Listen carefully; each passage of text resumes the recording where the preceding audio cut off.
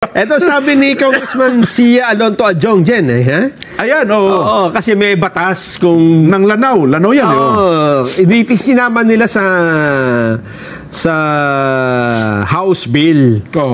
Ang sabi niya rito, the House has done what the law requires. We follow the President directive.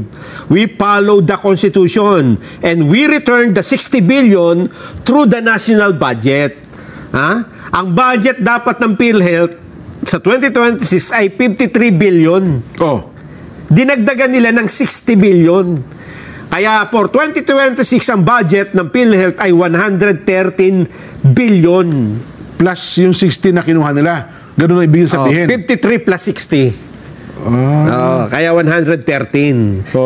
Kaya pagbalik ng budget sa PhilHealth, meron ng sobrang 60 billion para magiging reserve fund nila. Ayun. So, sana nga, ganun kadali lang, ano?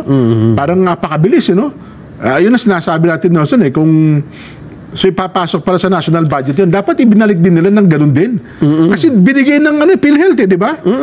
Diniliver yan, Ako pa nag-drive ng armor band, Di ba? Saan naman galing yung 60 billion? Yun na nga, saan kukunin yan? At binawasan nila ngayon ang pondo ng DPWH. Hindi, mali yun. Kukunin mo sa ibang ahensya, sa amin galing yun, binabawi lang namin Hindi, dati kasi nandun sa PhilHealth, diba? Nilagay sa Treasury. Kinuha, nilagay sa 2024 budget.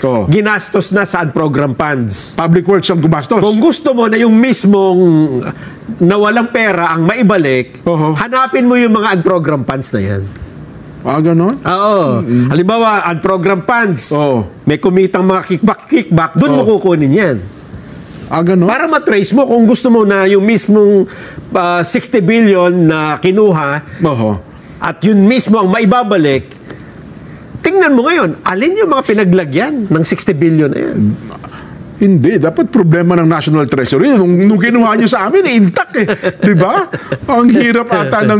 Kaya nga, mahirap nga siya. Kung babawiin na, mahirap. At ang sabi pa ng iba dyan, bakit taxpayer uli magbabayad? Oo nga, ipapasok nyo sa GAA Di ba?